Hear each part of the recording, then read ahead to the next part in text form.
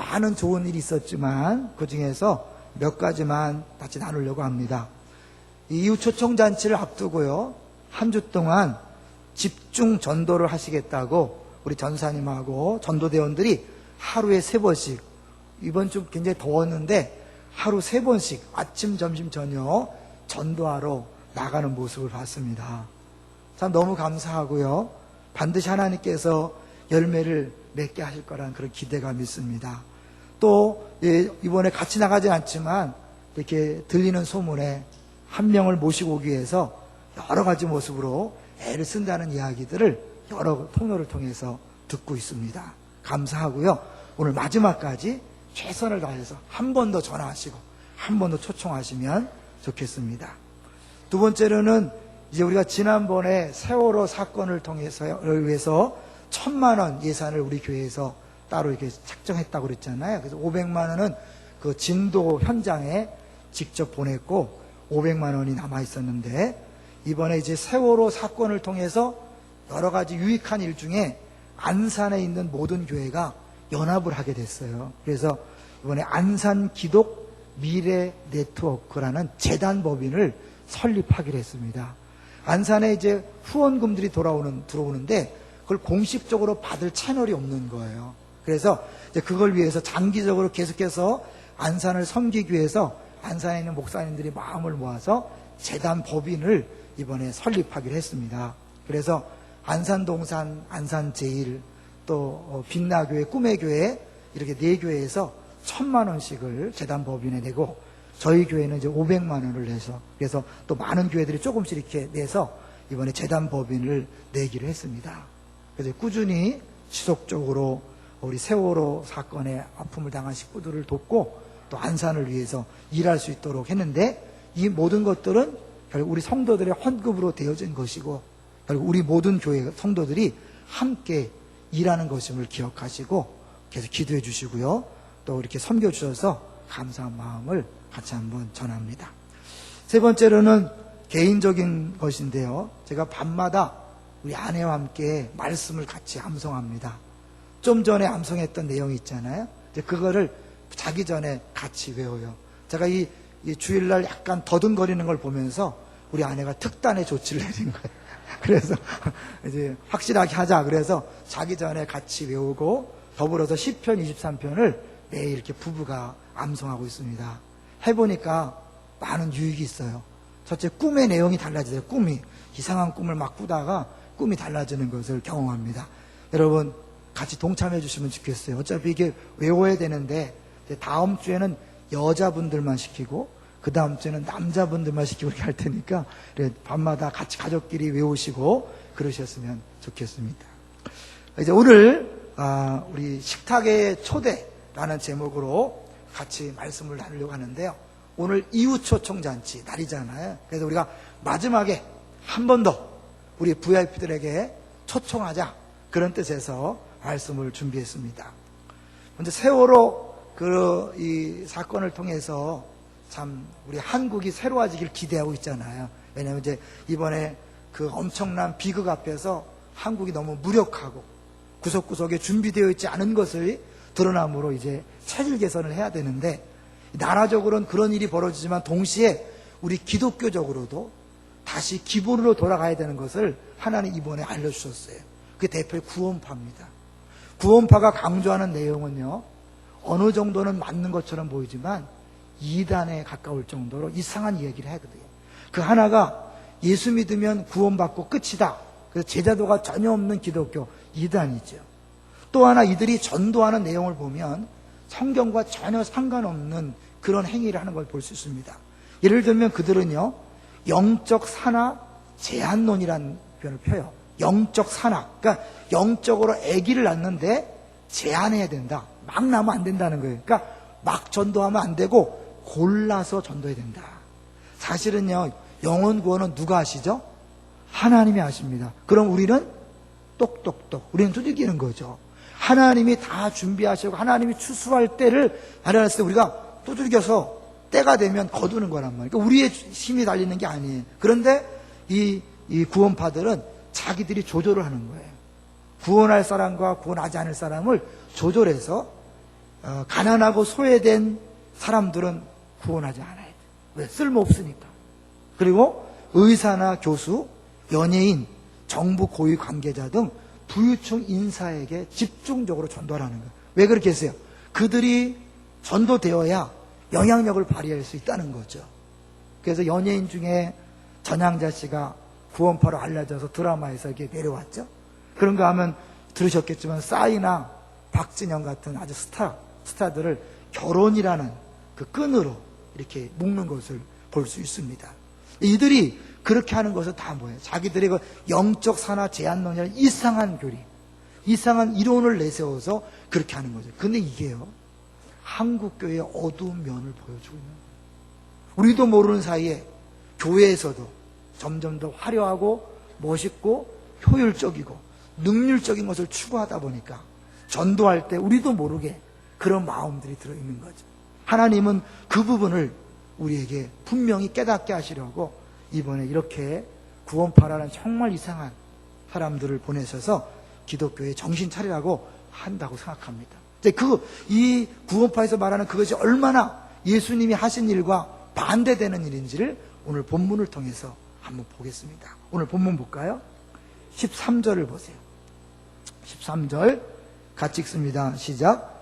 예수께서 다시 바닷가에 나가심에 큰 무리가 나왔거늘 예수께서 그들을 가르치시니라. 큰 무리를 가르쳤어요. 그런데요, 큰 무리를 가르쳤는데 그들 중에서 제자를 뽑지 않으시고, 그 다음 보세요. 14절 시작. 또 지나가시다가 알페오의 아들 레위가 세간에 앉아있는 것을 보시고 그에게 이르시되 나를 따르라 하시니 일어나 따르니라. 여기 알페오의 아들 레위라는 사람은 누구냐면, 아마 성경을 보면 병행 구절들이 나와 있잖아요. 마태복음 9장, 누가복음 5장에 보면 동일한 내용이 나오는데, 다른 복음서에 보면 이 레위가 바로 마태를 이야기한다. 이게 세리 마태.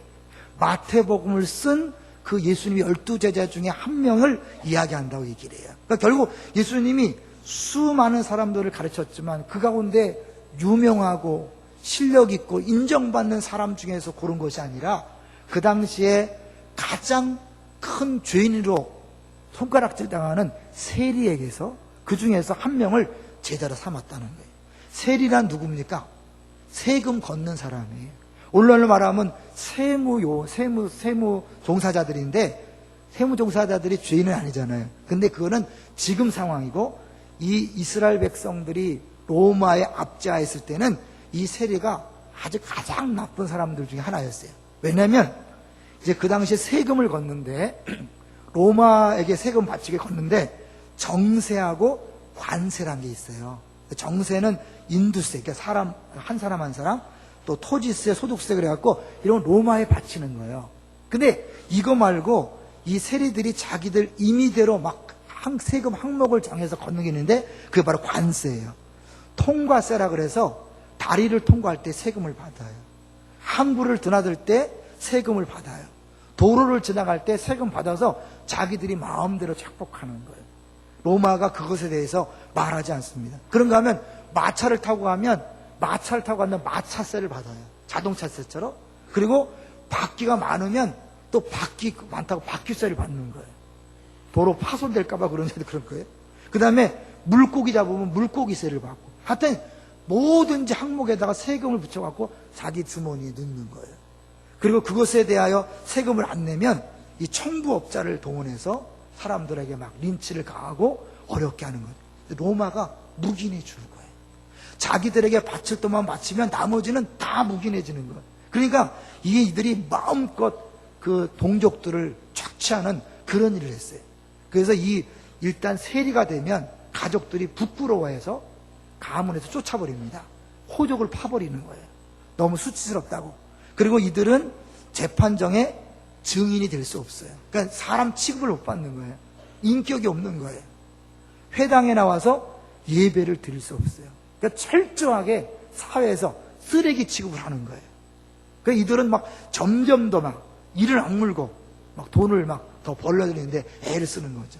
그런데 그런 악한 사람들 중에 한 명을 누가? 예수님이 제자로 삼으셨다는 거예요. 이게 얼마나 놀라운 일입니까?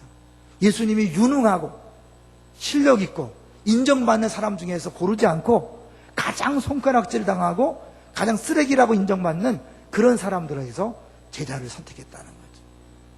우리는 어떻습니까? 우리는 하나님 볼 때에 다른 사람보다 인정받는 사람을 뽑았을까요? 아니면 다른 사람들보다 조금 떨어지는 사람을 뽑았을까요? 세상적인 기준을 볼 때는 우리는 좀 떨어지는 사람들입니다. 죄송해요.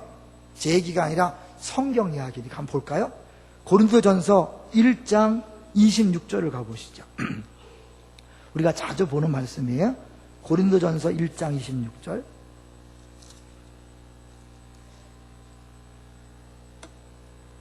신약성경 264쪽. 자, 우리 읽어봅니다. 시작. 형제들아 너희를 부르심을 보라. 육체를 따라 지혜로운 자가 많지 아니하며 능한 자가 많지 아니하며 문벌 좋은 자가 많지 아니하도다. 많지 않다 뭐예요? 대부분은 지혜롭지 못하고 대부분은 유능하지 못하고 대부분은 문벌이 별로 좋지 않다는 거예요. 왜? 27절. 왜 그렇게 했냐면 27절 시작. 그러나 하나님께서 세상에 미련한 것들을 택하사 지혜 있는 자들을 부끄럽게 하려 하시고 세상에 약한 것들을 택하사 강한 것들을 부끄럽게 하려 하시며. 의도를 아시겠죠? 28절. 하나님께서 세상에 천한 것들과 멸시받는 것들과 없는 것들을 택하사 있는 것들을 패하려 하시나니. 29절. 이는 아무 육체도 하나님 앞에서 자랑하지 못하게 하려 하심이라. 하나님이 아무도 자랑할 수 없도록 좀 이상한 사람들만 골라서 뽑았다는 거예요. 많지 않다 그러니까 가끔은 괜찮은 사람이 있는 거예요. 근데 나는 괜찮은 사람이라고 교만하지 마세요. 자랑하지 않는 게 교회에서는 바른 모습인 거예요. 내가 자랑할수록 하나님의 은혜는 적어지니까 내가 부족하다고 인정하셔야 돼. 근데 따지고 보면 진짜 우리는 부족한 사람들인 것 같아요. 저는요, 제가 목사지만 목사나 전도사 사역자들 보면요 좀 이상한 사람이 많이 있어요. 정상적인 사람이 많지 않아요. 죄송하지만 좀 괴팍하고 이상한 사람들이 헌신을 해갖고 목사가 되고 전도사가 되거든요. 그게 이제 성경적인 원리는 맞는 것 같아요. 따지고 보면 평신도 중에 교육자보다 더 훌륭한 사람 많이 있어요. 여러분들 동의하시나요? 감사합니다. 동의 안 해주셔서. 그리고 여러분 봐요. 믿지 않는 사람들 보세요. 우리 믿는 사람보다 더 인격적인 사람 많습니다. 교회는 다니는데 더 이상한 사람들 많잖아요. 차라리 교회 바깥에 있는 사람을 데려다가 일꾼 삼으면 진짜 점잖게 충성되게 잘할 거예요. 근데 이게 이상한 인간들을 세워놓으니까 말썽만 피우고 왔다 갔다 하고 했다 안 했다 그러고 뭐 교사도 했다 안 했다 그러고 성가대도 했다 안 했다 막 그러고 그러잖아요. 이게 뭐냐면 우리가 연약함을 보여주는 거예요. 여러분 부끄러워하지 마세요. 다 똑같으니까. 저도요 생각해보면 우리 집에서 제가 제일 못났거든요. 인물로 보나 육체적으로 보나. 어머니가 41살 아버지가 50살이 났기 때문에 기진맥진한 나서 정말 가장 약한 존재를 하나님께서 목사로 쓰시는 걸 볼 수 있습니다. 여러분 교회는 자랑할 게 못 돼요. 근데 이게 누가 하시는 일에 예수님이 그렇게 하신다는 거예요. 세상의 눈으로 볼 때는 멸시받고 부족하고 왕따시키고 문제가 돼서 안 쓸 사람을 하나님이 예수님이 우리를 택하셔서 구원하신 줄로 믿습니다. 그러니까 교회에서는 잘난 척하면 안 돼요. 큰 소리 치면 안 돼요. 다 겸손하게 온유하게 구원해 주신 것만도 감사한데 써주시는 것만도 감사한데 그러면서 조용하게 그렇게 봉사하셔야 돼요. 동의하시죠? 자, 근데 여기서 끝나는 게 아니에요. 예수님이 세리마태만 부른 게 아니라 그 다음에 문제가 있어요. 15절 볼까요? 2장 15절 마가복음 2장 15절 시작. 그의 집에 앉아 있을 때 많은 세리와 죄인들이 예수와 그의 제자들과 함께 앉았으니 이는 그러한 사람들이 많이 있어서 예수를 따르미러라. 병행 구절을 보면 마태가 예수를 위하여 잔치를 벌렸다 그래. 여기서 우리가 마태 파티가 나온 거예요. 그러면 이 마태가 예수를 위해 왜 잔치를 벌렸을까요? 자기네 세리의 일을 청산하고 예수님을 따르기로 했다는 것을 이제 사람들한테 알리고 자기 아는 사람들을 불러다가 송별식을 하는 거죠. 나 이제 다 버리고 주님 따라간다. 그러면서 송별 인사와 함께 예수님을 자기 친구들한테 가까운 사람들한테 알리는 거예요. 근데요, 그 가까운 사람들이 누굴까요? 다 끼리끼리 모이지 않아요. 죄인들은 죄인들끼리 모이게 돼 있어요. 세리는 세리들끼리 모인다니까. 왜? 세리는 세리가 되는 순간 가족이 버리게 돼요. 왕따 시켜버리기 때문에 그 주변에 이상한 사람들밖에 없는 거예요. 근데 그들이 다 모여있는데 그 자리에 누가 계신 거예요? 예수님이 계신 거예요. 예수님이 이들을 옳다고 생각해서 갔을까요? 아니에요. 예수님도 이들이 죄인인지를 아셔요. 그들이 문제 있다는 걸 아셔요. 그럼에도 불구하고 의도적으로 그 사람들과 함께 먹고 마시는 것입니다. 이게 바리새인들이 볼 때는 말도 안 되는 거예요. 한번 16절을 볼까요? 16절 시작. 바리새인의 서기관들이 예수께서 죄인 및 세리들과 함께 잡수시는 것을 보고 그의 제자들에게 이르되 어찌하여 세리 및 죄인들과 함께 먹는가? 어찌하여? 말도 안 된다는 거예요. 우리식으로 표현하면 어떻게 해요? 어떻게 그거죠? 어떻게 그럴 수 있냐 이거죠. 왜냐하면 그 당시에 이 유대인들에게는 정결법이라는 게 있어요. 여러분 모세 오경 있잖아요.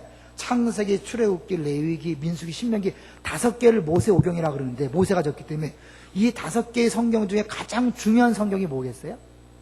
다 중요하지만 가장 중요한 게 레위기예요. 우리가 읽기가 가장 힘든 게 레위기잖아요. 근데 이 레위기 중심으로 창세기, 출애굽기와 민수기, 신명기가 있는 거예요. 이 율법책을 떠나지 말고 주야로 묵상하라는 것도 다 레위기의 말씀이에요. 주야로 가르치라는 말씀도 레위기 말씀이거든요. 이게 뭐냐면 하나님의 거룩한 백성으로 그 거룩한 삶을 유지하기 위해 필요한 제사제도와 음식 이런 모든 것들을 다 적어놨는데 이 식탁 정결법이라는 것이 그들이 정한 율법에 거의 67% 해당될 정도로 심한 거예요. 예를 들면 먹을 수 있는 음식과 먹지 못할 음식이 구분됩니다. 소고기는 먹을 수 있어요. 돼지고기 못 먹어요. 그렇게 음식을 구분해서 세상과 다르다는 것을 스스로 느끼며 살게 하는 거예요. 그런가 하면 음식뿐만 아니라 음식 담는 그릇도 문제예요. 그릇을요 섞어 담지 않습니다. 고기 담는 그릇, 우유 담는 그릇, 빵 담는 그릇 다 다르게 해야 돼요. 그리고 특별히 이방 음식들, 이방인 음식은 담으면 안 돼요. 지금도 정통 유대인들이 경영하는 호텔이나 식당에 가보면요 이방인들, 그야말로 우리 한국 사람들이 먹는 음식은 절대로 그릇에 담으면 안 돼요. 여행객들이 모르고 김이나 고추장이나 김치 이런 걸 가져갔다가 담잖아요. 그걸 보는 순간 그릇을 깨트려 버린대요. 왜? 이방인들이 먹는 음식을 담은 그릇은 그 자체가 부정해지기 때문에 깨트려 버려야 된다는 거예요. 그러니까 그들의 생각은 뭐냐면 이제 우리가 깨끗하지만 더러운 음식을 만난다든지 더러운 자리에 가면 내가 더러워지는 거예요. 그래서 음식을 함께 먹는 사람도 골라서 먹어야 돼요. 죄인들과 함께 먹으면 내가 아무리 깨끗해도 죄인이 되는 거예요. 그러니까 예수님이 하나님의 아들이라고 하면서 정통 유대인이라고 그러면서 어떻게 저 세리와 죄인들과 함께 먹고 마시냐는 거예요. 자기들의 율법에 어긋나는 짓을 하는 것을 두고 볼 수 없는 거예요. 그런데 예수님은 왜 그렇게 했죠?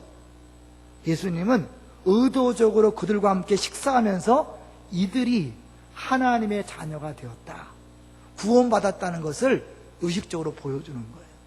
전에도 말씀드렸지만 이동원 목사님이 유학 시절에 그런 경험이 있다고 그러잖아요. 주변에 유대인을 사귀어서 유대인한테 배우고 싶어갖고 그게 선물 공세를 하고 막 했는데 절대로 자기를 초대하지 않더래요.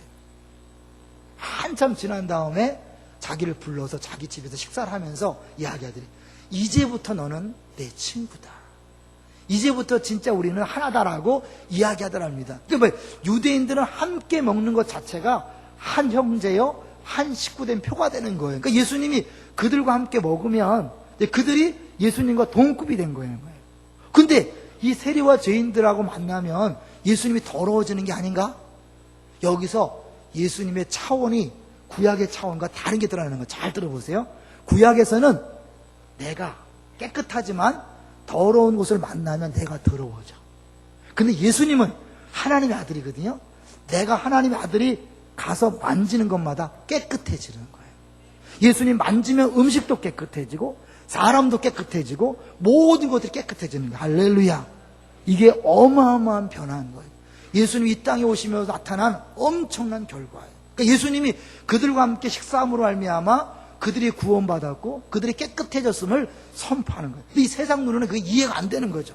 말도 안 되는 거예요. 그래서 어떻게? 여전히 자기들 생각으로 막 비난하는 거죠. 그럴 때 예수님이 뭐라고 말씀했나 보세요. 자, 17절 시작. 예수께서 들으시고 그들에게 이르시되 건강한 자에게는 의사가 쓸데없고 병든 자에게라야 쓸데있느니라. 나는 의인을 부르러 온 것이 아니요 죄인을 부르러 왔노라 하시니라. 예수님이 그들이 죄인이 아니라고 말한 게 아니에요. 죄인인 걸 인정하는 거예요. 그러면 나는 의인을 부르러 온 것이 아니라 죄인을 부르러 왔기 때문에 그들과 함께 식사하고 그들에게 구원을 선포하는 것이다. 여기서 잘 볼 게 뭐냐면요, 세상 사람들이 교회에 대해 욕하는 것에 대하여 여러분 그 부분을 듣긴 듣지만 그 부분에 대해서 잘 분별하셔야 돼요. 그들이 자기들과 다르기 때문에 욕하는 것에 대해서는 그냥 받으셔야 돼요. 물론 우리가 문제가 있어 욕먹는다면 고쳐야 되죠. 그러나 그들이 자기들 문화로 이해할 수 없어서 욕한다면 그것에는 너무 신경 쓰지 마세요. 또 거꾸로 우리가 세상에 대하여 우리 눈으로 보고 비판하면 안 됩니다. 왜요? 그들은 원래 죄인들이에요. 그들 방식대로 살아가는 거예요. 그들은 자기들의 그런 방식으로 능률을 보고 효과를 보고 생산성을 보고 그렇게 화려한 걸 보게 돼 있어요. 그러니까 그들은 절대로 죄인들을 가까이 하지 않아요. 그들은 절대로 약한 자들을 가까이 하지 않아요. 자기들 볼 때 좋고 화려한 것들을 추구하게 돼 있어요. 문제는 우리들이 그렇게 따라갈 수 있다는 거예요. 오늘 이웃초청잔치인데 한국에 한창 전도잔치가 유행할 때 한편에서 또 이 사람 비판의 속에 있었어요. 그렇게 어마어마하게 돈을 투자해서 전도잔치를 했어요. 사람들이 많이 왔어요. 남는 사람이 몇 명 없다는 거예요. 한쪽에서 그렇게 많은 돈을 들여서 이게 뭐냐? 결과가 뭐냐? 그래서 그 무용론을 펼친 사람이 있어요. 잘 들으세요. 성경은 우리의 효율성을 얘기하지 않습니다. 한 영혼이 온 천하보다 귀하다고 말합니다. 믿습니까? 그러면 한 영혼을 위해서 교회 전 재산을 투자해도 아깝지 않은 거예요. 믿습니까? 말은 그렇게 하면서 우리 어느 순간에 세상 방식을 따라서 돈을 이만큼 투자했으면 이만큼 나와야 되는 거 아닌가? 그건 사업적인 마인드예요. 성경은 그렇게 하지 않습니다. 예수님께서 만약 그런 마인드였다면 왜 세리마태를 택했겠어요? 왜 죄인들과 함께 먹고 마셨겠어요? 예수님이 더 부자들과 의인이라고 말하는 바리새인들과 서기관들 그들을 뽑아서 썼으면 더 유능했을 것이고 문제도 없었을 거예요. 아니에요. 교회는 예수님이 그렇게 하지 않았기 때문에 교회도 거룩한 낭비를 하는 겁니다. 우리가 그렇게 투자해서 사람들이 안 올 수 있어요. 그러나 언젠가는 그들은 그것 때문에 다른 교회에 등록할 수 있는 거예요. 인정하십니까?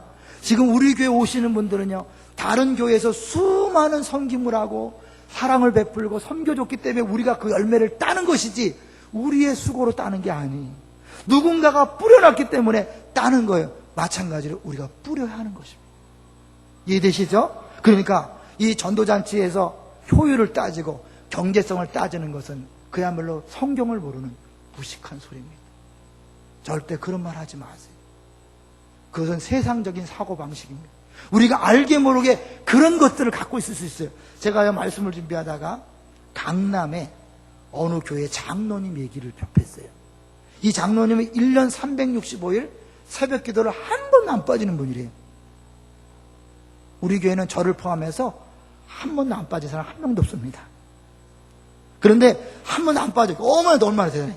그런데 이 사람이 새벽 기도 나오실 때 다른 사람을 만나면 성도를 만나도 인사를 안 한대요. 인사도 받지 않고 하지도 않는다는 거예요.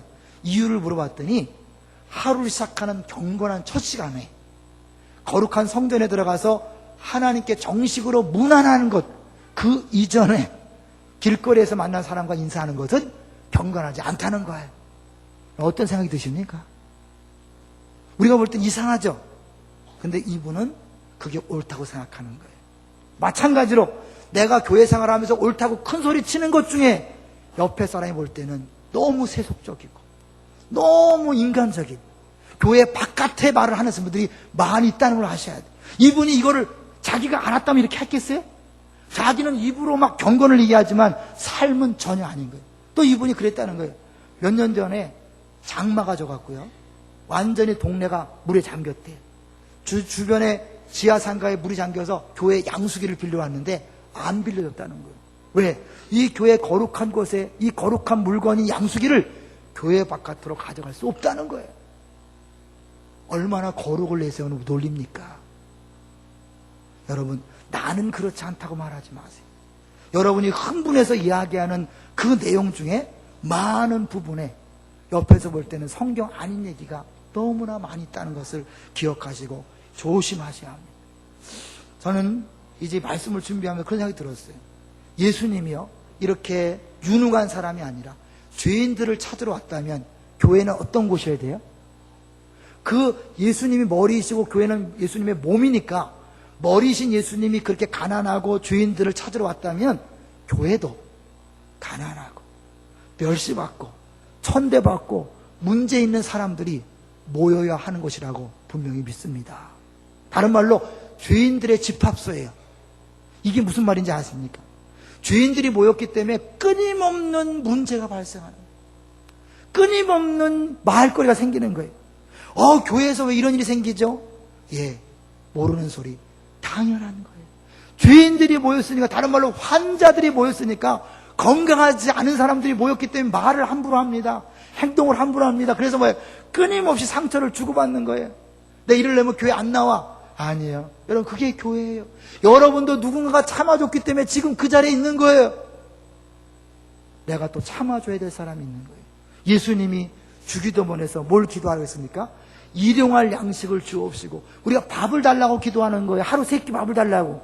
그런데 바로 뒤에 우리가 우리에게 죄 지은 자를 사하여 준 것처럼 우리 죄를 사하여 주옵시고, 밥 먹듯이 또 기도할 게 뭐예요? 용서를 기도하는 거예요. 용서를. 왜? 끊임없이 삶 자체가 용서를 해야 될 상황들이 오기 때문에 그런 거예요. 죄인들이 모였기 때문에 끊임없이 이상한 소리가 나오고 이상한 짓을 하고 마음에 안 드는 행동을 하기 때문에 상처받기 쉽고, 그리고 어때요? 끊임없이 용서하는 것이 바로 교회 생활이요, 신앙생활인 거예요. 문제 없기를 바라십니까? 그러면 아무도 없는 교회를 가십시오. 공동묘지에 가십시오. 그러면 아무 문제가 없습니다. 그러나 성도들이 모인 곳에는요, 죄인들의 모임이기 때문에 문제가 있을 수밖에 없다는 사실을 기억하시고, 그리고 참으시고, 매일매일 여러분 아침 먹을 때 누구를 용서할까? 이름을 적어보세요. 아침 먹을 때 용서할 사람, 점심 먹으면서 또 용서할 사람 한번 적어보세요. 저녁 먹을 때 또 용서할 사람을 적어보세요. 그 정도로 우리가 그렇게 어려운 일을 가는 거예요. 주기도문 간단합니다. 3가지예요. 일용할 양식을 주옵시고, 우리가 우리에게 죄 지은 자를 사하여 준 것 같이 우리 죄를 사하여 주옵시고, 3번째, 시험에 들게 하지 마옵시며 악에서 구하옵시고. 3가지가 반복적으로 해야 될 기도가 뻔한 거예요. 우리끼리 만났으니까, 죄인끼리 만났으니까 그럴 수밖에 없다는 거예요. 집에 가셔서 누구 흉보지 마세요. 다 거기서 거깁니다. 괜히 부부끼리 무슨 집사 흉보는 거 애들이 들으면요, 별로 유익이 안 돼요. 자기 얼굴에 침 뱉깁니다. 내가 누군가를 욕하고 있는 동안에 다른 사람이 나를 욕하고 있다는 사실을 기억하세요. 왜요? 나도 부족하기 때문에 내가 모르는 사이에 실수하고, 내가 모르는 사이에 다른 사람에게 아픔을 주는 거예요. 우리는 서로 용서하고 용서받으면서 거룩한 공동체를 만들어가는 줄로 믿습니다.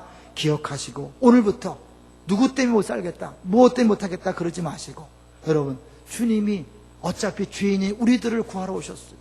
그리고 우리를 불러서 한 공동체로 묶어 오셨습니다. 이제 기다려주자고요. 참고 인내하자고요. 동의하십니까?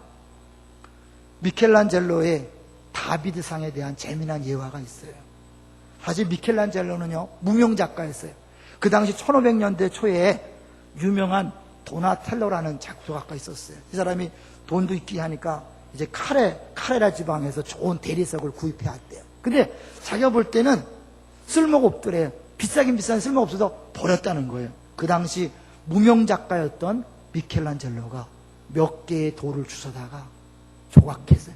2년 동안 정성껏 조각해서 나온 게 바로 다비드상이라는 걸세, 굉장한 걸작품이 나온 거예요. 그럼 어떤 사람은 쓸모없다고 버린 돌을, 어떤 사람은 그 안에서 다비드상을 보고 조각한 거예요. 세상에 눌러볼 때는 정말 쓸모없어서 버려야 되고 전도할 필요도 없고 구원의 대상에서 더 우선순위에서 밀리지만, 예수님 볼 때는 오히려 그 사람이 더 쓸모있고 예수님 앞에 귀한 영혼이 될 수도 있는 거예요. 지난번에 우리가 이웃초청잔치를 준비하면서 대전 중부교회 집사님 한 분을 초청해서 간증을 들었어요. 그때 제가 간증을 들으면서요, 많은 생각을 했어요. 하나는 그분이 얘기 중에 그 노숙자를 전도한 얘기를 하더라고요. 노숙자를 전도해 왔는데 교인들이 코를 막고 다 싫어서 주변에 앉지 않더라는 거죠. 제가 생각했어요. 만약 우리 교회에 노숙자가 온다면, 이 주일 예배에 노숙자가 온다면 어떻게 될까? 우리가 다 정말 반갑게 맞이할 수 있을까? 어느새 우리 교회도 너무 귀족화가 된 것은 아닌가? 너무 고급화된 것은 아닌가? 오고 싶어도 감히 올 수 없는 그런 공간이 된 것은 아닌가? 이왕이면 더 아름답게, 멋있게, 화려하게 이런 걸 추구하는 동안 주님이 찾으셨던 그 주인들, 그 불쌍한 사람들이 올 수 없는 공간이 교회가 된 것은 아닌가? 그런 생각을 해봤어요.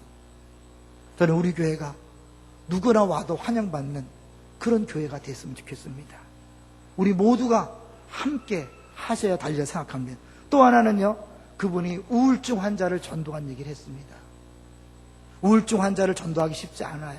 근데 그분들이 우울증 환자를 전도해서 그 사람이 변화되니까 그 변화된 모습을 보고 70명이 넘게 그 사람 때문에 그 작은 개척교회에 등록을 했다는 거예요. 차라리 우울증 환자가 아니라 건강하고 힘있고 영향력 있는 사람을 전도했더라면 그 사람이 더 많은 사람을 전도할 거라 생각하지만, 아니요. 여러분, 외모는 번듯하고 정말 멋있어 보이는데 일생 동안 전도를 한 명도 안 하시는 분이 있거든요. 근데 굉장히 허름하고 정말 저 사람 뭐에 써먹을까? 저는 우리 교회에 오면 우리 교회 분위기 다 망치는 거 아니까, 이런 사람이 오히려 주님 앞에 쓰임받는 경우도 있다는 거죠. 그러니까 우리가 전도 대상자를 초청할 때 고르시면 안 됩니다. 죄송하지만 여러분, 초청하라 그럴 때 어떻게 하세요? 난 대상자가 없어요. VIP가 없어요. 왜 없어요? 우리 안산에 믿지 않는 사람이 얼마나 많은데 없어요? 내가 다 계산한 거죠. 저 인간은 얼굴 때문에 안 돼. 저 인간은 성격 때문에 안 돼. 저 인간은 말 때문에 안 돼. 내가 다 X표를 그으니까 없는 거예요.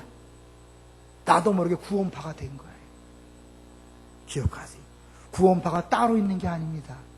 내가 전도할 사람을 고르고 있다면 그 사람은 구원파예요. 더 무서운 얘기를 할까요? 더우신데 더 무서운 얘기를 하려고 합니다. 제가 우리 아내와 대화하다가 충격적인 내용을 제가 읽었어요. 저는 세월호 사건을 보면서, 선장을 보면서 리더로서의 책임감 때문에 굉장히 많이 부담이 있습니다. 근데 우리 교회 리더로서 내가 잘못하면 정말 큰일 나겠구나 라는 생각을 하면서 굉장히 더 조심하는데요, 우리 아내는 그 세월호 선장을 보면서 그걸 느꼈대요. 저 선장과 선원들이 죽어가는 아이들에게 빨리 뛰어내려라, 탈출해라고 말하지 않았기 때문에 저들이 이렇게 죽었는데 내가 불신자한테 전도하지 않는 건 똑같은 짓이 아닌가. 그렇죠? 지금 배에서 뛰어내라고 말했더라면 뛰어내려서 살 수 있는 아이들이 말하지 않았기 때문에 죽어갔어요. 우리 얼마나 욕하는지 몰라요. 근데 우리는요, 지금 지옥불에 달려가고 있는 죽어가는 영혼들에게 단 한 번도 당신들 죽습니다, 영원히 죽습니다, 지옥 갑니다라고 한마디도 안 했다면 세월호 선장보다도 더 나쁜 악당일 수 있다는 거예요. 엄중히 경고합니다. 이후 초청잔치가 시작되었고 몇 달이 지났는데 이 기간 동안 단 한 명에게도 초청하지 않았고 문자하지 않고 전하지 않았다면 죄송한 여러분은 세월호 선장보다 더 나쁜 아주 극악무도한 죄인이라고 제가 감히 말씀드릴 수 있습니다. 더위가 싹 가시죠? 제 말일까요? 저도요, 우리 아내 말을 듣고 그렇구나. 진짜 지금 영원한 지옥에 빠져가는 사람들에게 단 당신 죽습니다. 이렇게 말하지 않으면서 세월호 선장 얘기만 나오면 지가 마치 위인처럼 그냥 입에 거품을 물고 막 온 세상을 책임질 것처럼 욕하는 사람들. 죄송하지만 입 다무십시오. 차라리 그 입으로 죽어가는 영혼들에게 외치십시오.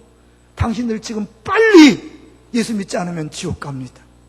배에 떠내리지 않으면 죽습니다. 말하는 것보다 더 중요한 말이 당신 지금 예수 믿지 않으면 죽습니다. 지옥 갑니다. 언제 죽을지 모릅니다. 라고 외치시는 우리 모두가 되시기를 주의 이름으로 축원합니다. 한 이야기만 하고 마치려고 합니다.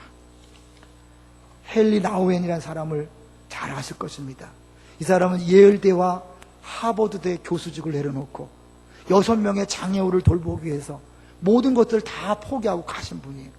생각해보면 예일대, 하버드대 교수로 있으면서 영향력을 더 많이 끼칠 수 있지만 이분이 하나님 부르심 받고 1985년도에 교수직을 내려놓고 그 6명의 장애우를 돕기 위하여 그 공동체로 갑니다.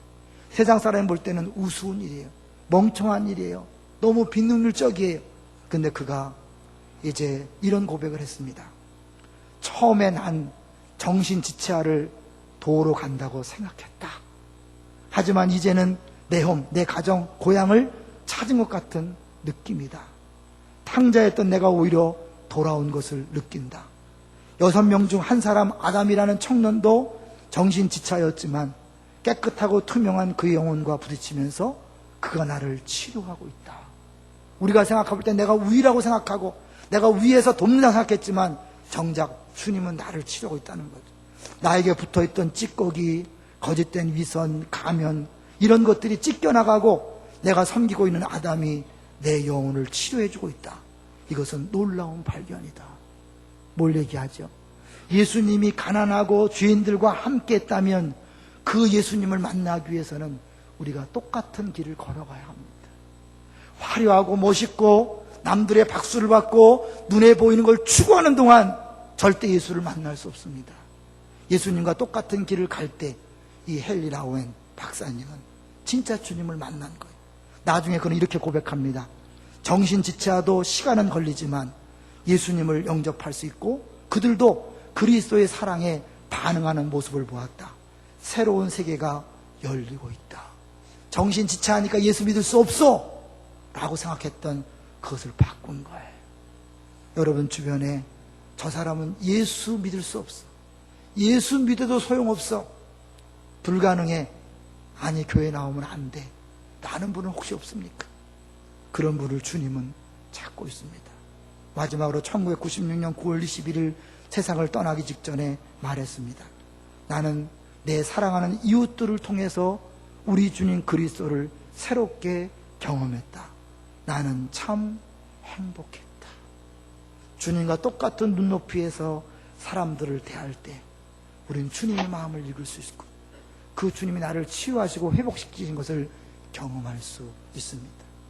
주님이 죄인들과 함께 식사 초대한 자리에 가 있었던 것처럼 오늘 우리 잔치가 진짜 잔치가 되기 위해서는 주님이 원하시는 그 누구나 우리가 제했던 그 명단에서 빼버렸던 그들을 초청하는 것이 필요합니다.